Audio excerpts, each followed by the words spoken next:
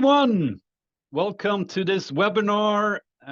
We're hosting this at Start Deliver, and my name is Johan Nilsson. I'm a CEO and founder of Start Deliver.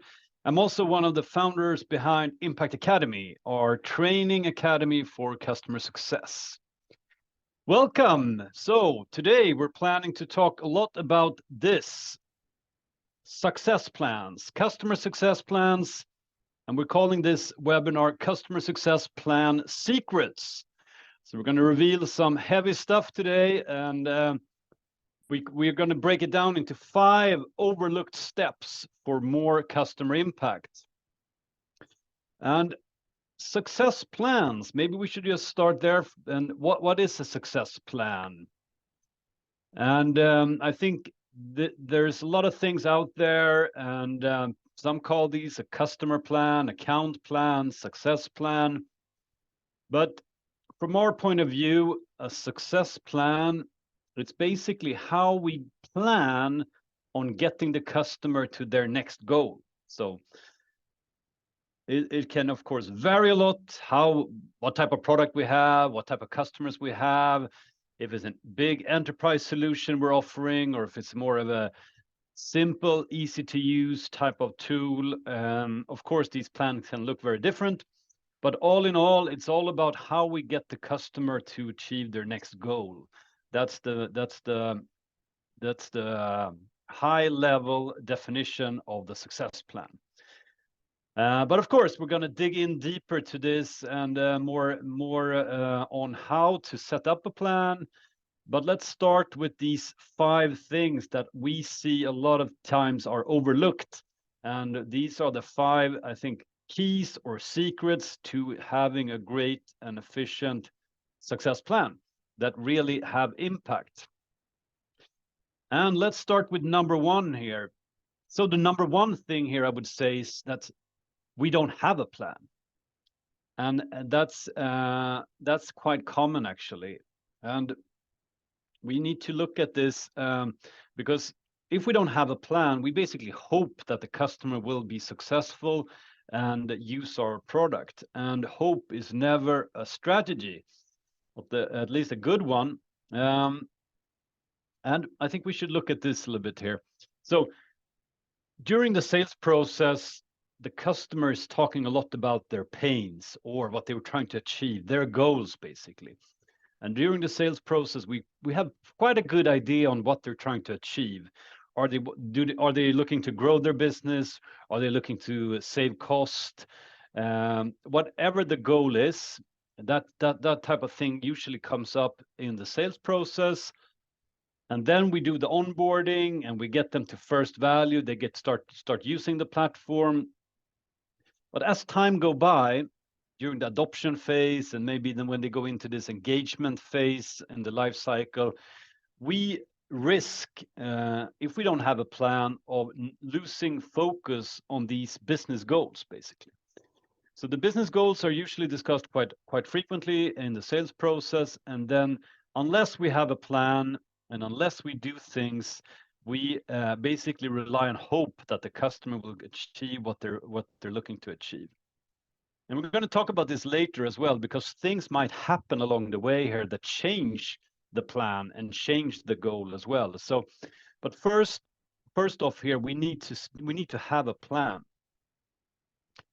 And for most customers, maybe what they got out of us, out of our platform, out of our product year 1 was okay, but most cases that won't be enough, perhaps for year 2, year 3, and so on, or whatever the time frame may be. It might be even the first quarter they were okay with what they got, but the second quarter or the third quarter might not be enough.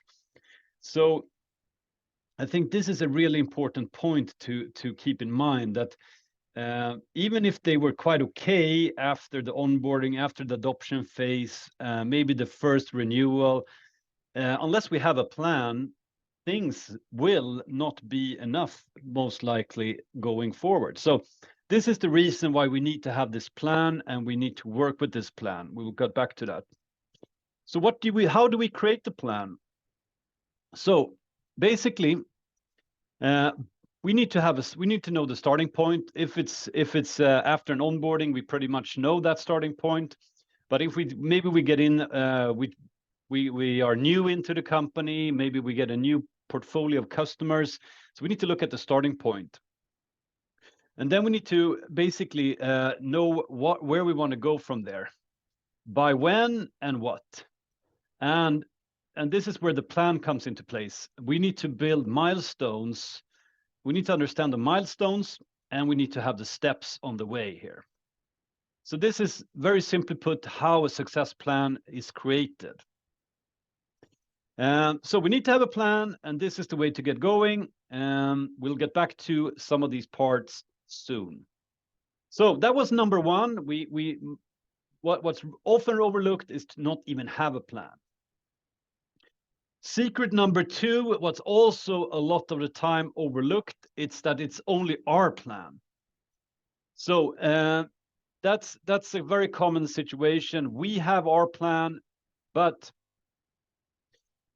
as everyone knows by this time, the customer always have a goal. This is the customers, they always have a goal, whether we are part of it or not, that's up to us. But the secret number two here is to make the plan also the customer's plan.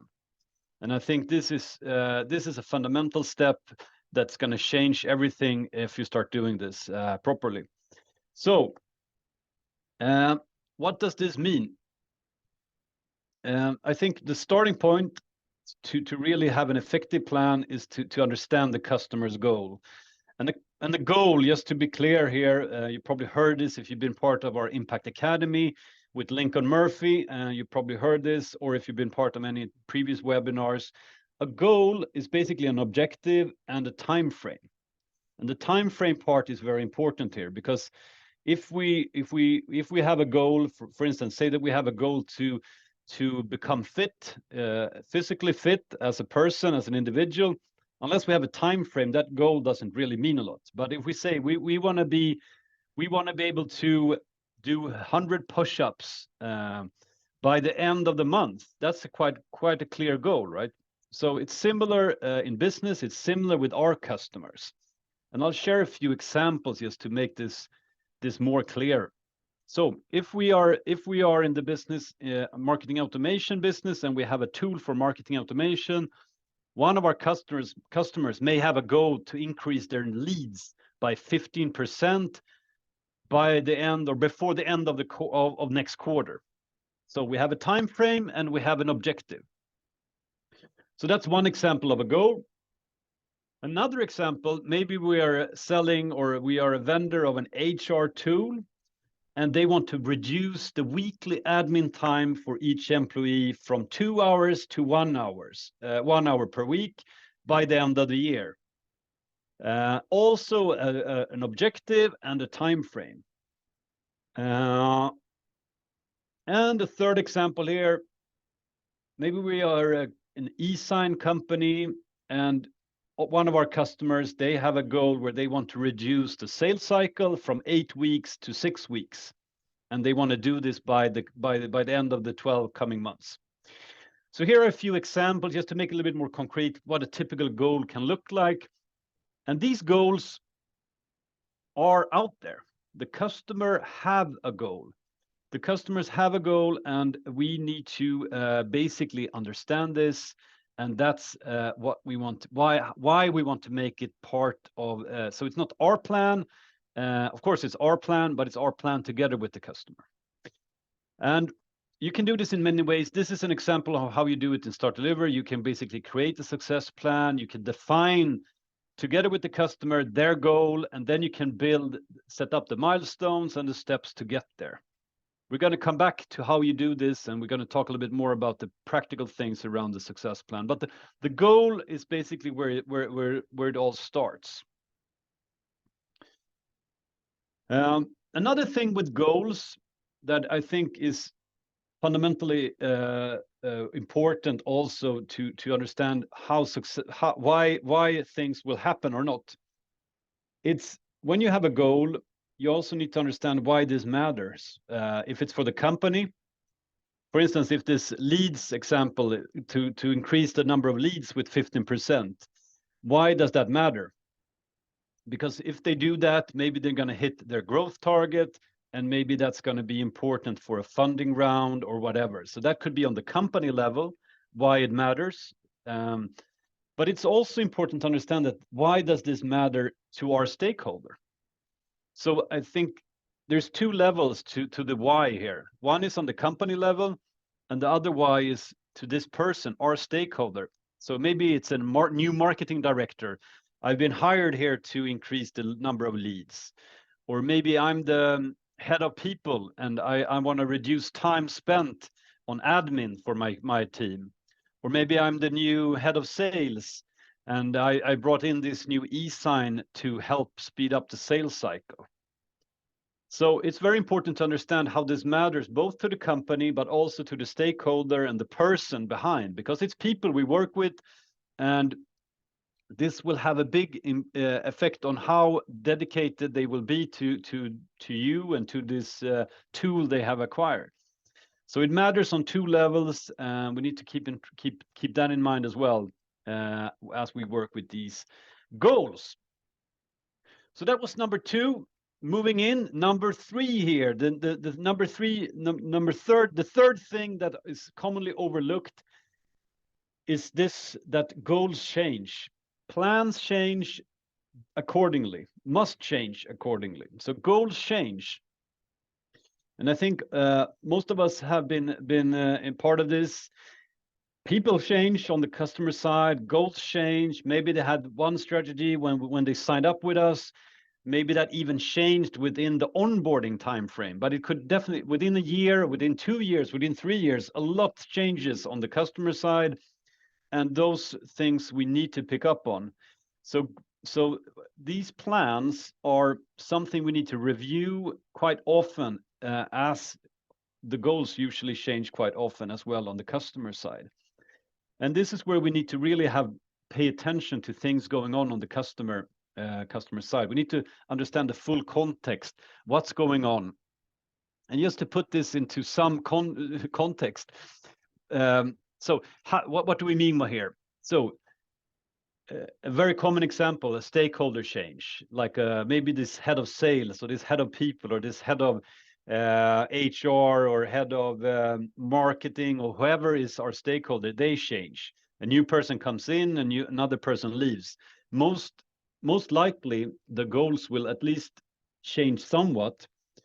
And even more importantly, we of course need to reestablish us as the partner to achieve the goal with this new stakeholder. But it can be other things that happens. Maybe they run into difficulties on the market. Maybe the general economy is going another direction. So we need to pay attention on how this customer is doing. Of course, how they're using our platform, the usage, the experience. Are they getting help from us? Do we see actual progress on the milestones we set up?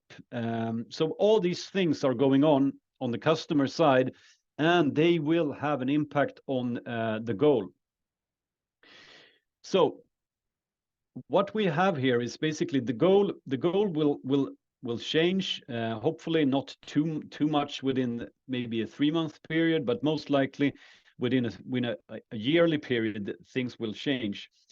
And we need to work with the customer here to discover what's going on and also how these goals change and evolve.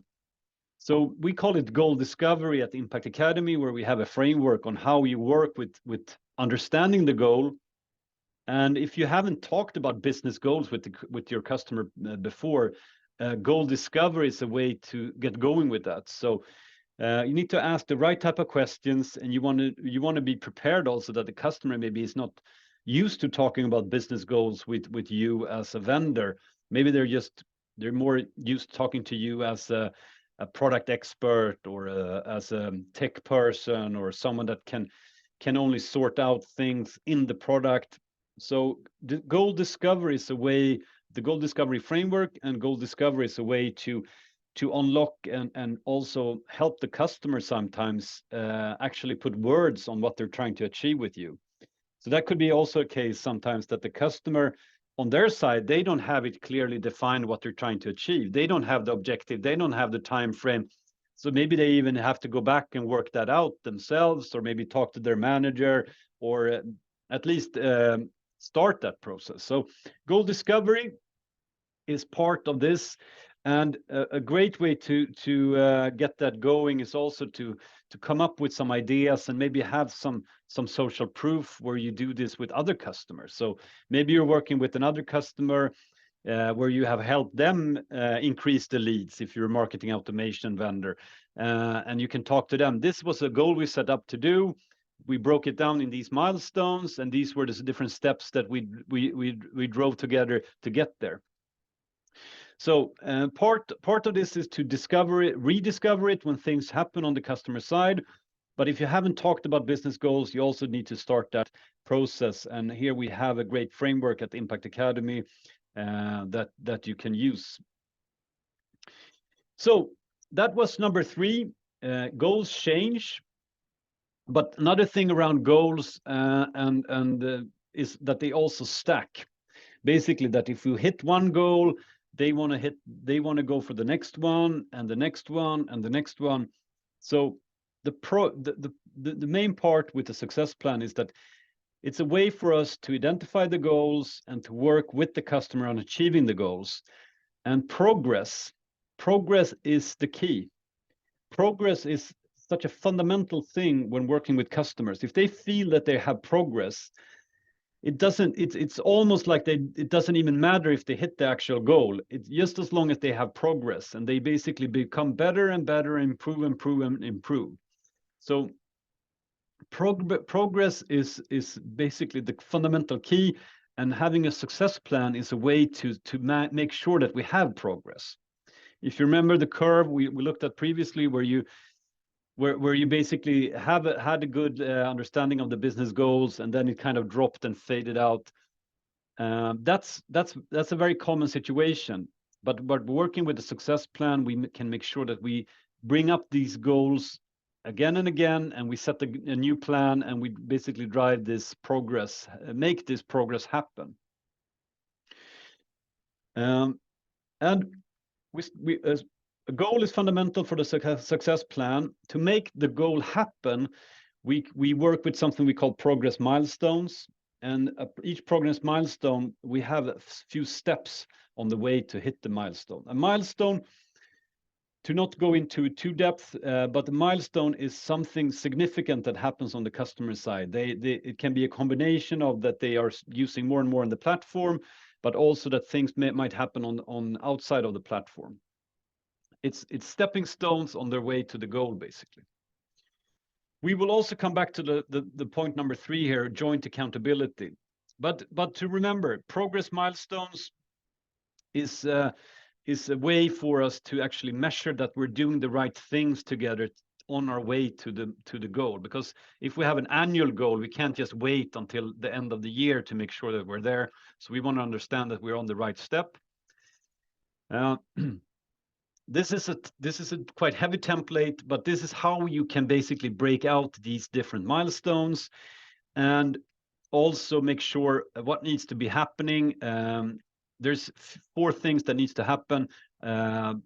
It's going to be things on our side. It's going to be things on the customer side. It's going to be things in the product and outside the product. And we need to map out what are these things that need to be happening for us to achieve the milestone. This is a template. We go through this in depth in our success plan program with Impact Academy. I can highly recommend joining that program if you want to go through this and set this up for you. This is what we do basically. We work on the real thing in the program and help you set up your own success plan. So make sure to check that out. Of course, you can also do this in Start Deliver. This is just a simple example on how you can make sure that you see we're hitting the steps we need on our way to hit the goals. So you can also, of course, work with this in Start Deliver directly. So that was secret number 4.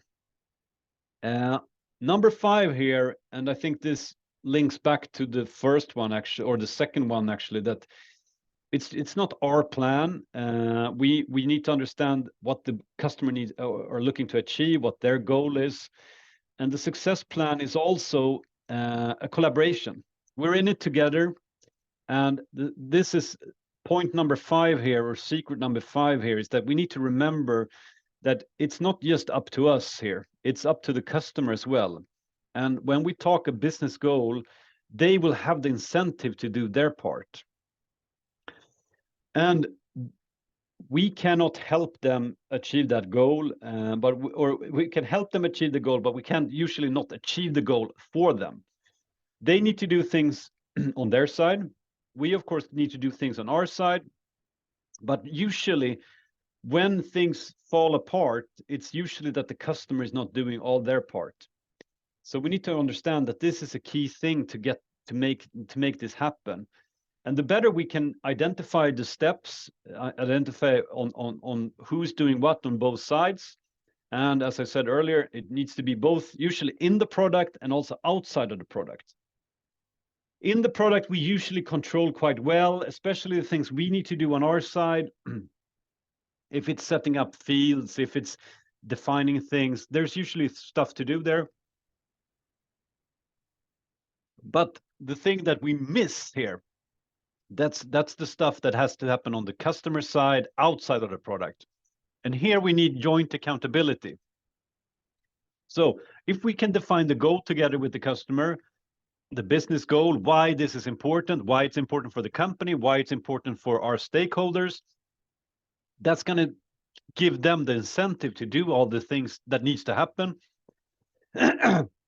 And the second part to this is basically make this available for them and make it a project that can be shared, where we can work together to hit this goal. We have the goal, we have that, but it's usually, as we talked about, it's steps on the way, it's milestones to hit, and there's things they need to do, there's things we need to do. And here is point number 5 here is basically, we need to make that visible, we need to make it shareable. And this is also a screenshot now from Start Deliver, where you have a shared workspace where you can collaborate and share tasks, and you can see the progress together. Whether you Start Deliver or not, the main point here is that to make a success plan really work, it's about collaborating, and it's about working together with the customer and achieving the goal. So that's the point 5. And of course, when we do that, we need to see that things are progressing. So we need to follow up. Are we doing the things? Are we doing the steps? Are we hitting the milestones?